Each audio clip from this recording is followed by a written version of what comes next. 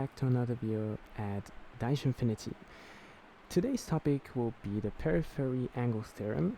I hope you have heard some kind of word which corresponds to this word.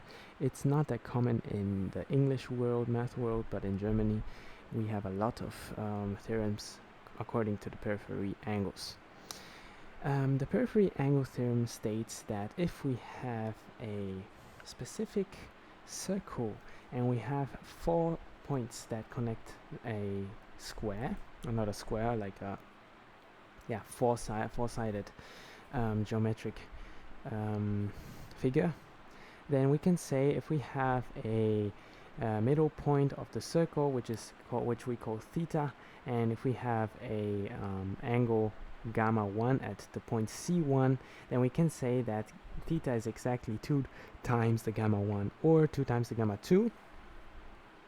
And we can also say that gamma 1 is equal to gamma 2 for this one. So we have two different figures. We can have infinitely different many figures on this one, but I would like to make a proof of this. First of all, we need some information. So I'm going to write information. Now, to understand the construction of this figure, we have a circle, and in the circle we have the radius, we have the middle point, and we also have a lot of points. We have A, B, C, D, and we can say that gamma 1, I'm sorry I didn't write it correctly, gamma 1 and gamma 2, that they are degrees or angles from the circle segment AB. So this is what I'm talking about. If we have 2 points C1 and C2, they are always the element of the circle segment AB, and we're going to write the AB segment like this. So we will have AB, so we can write C1 and C2 are both elements of the circle segment AB. This is very important since if we don't have an element of them, this theorem would not work. And I would like to explain to you why. Now I made a circle here, and the point is we also have the point D. So we have 4 points in general. Let's take C1.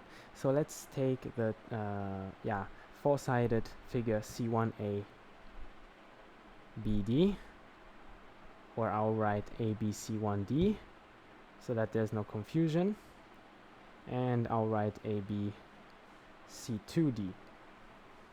Now these squares or four-sided figures, they are all elements of the circle. Let's call it O. So let's call this O. And since there are elements of the circle, we can say that the angles which are opposite to each other, let's take the alpha and the beta. I just took the degrees of the first four-sided figure.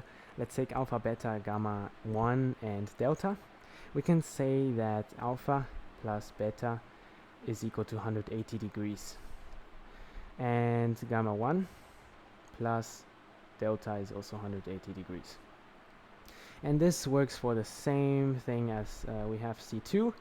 And now I'm going to try to tell you how we are going to prove that gamma 1 and gamma 2 are the same.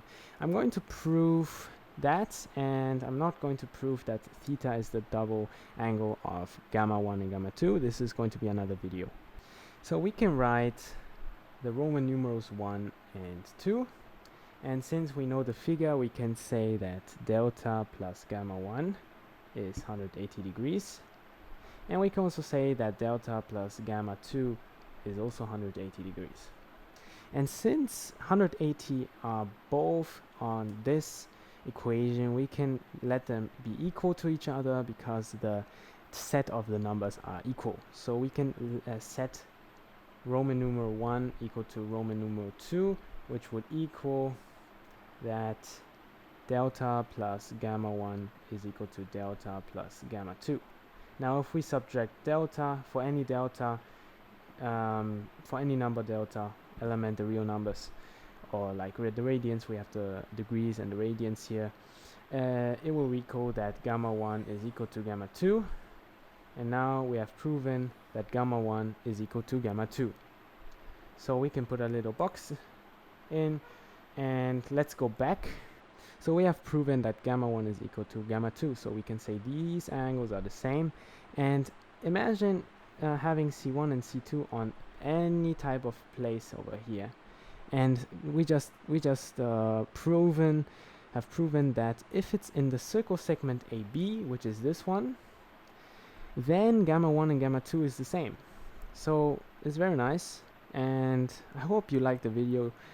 Please like the video, subscribe to my channel, comment some answers and questions, and I would like to see you in another video of Daishinfinity. See ya!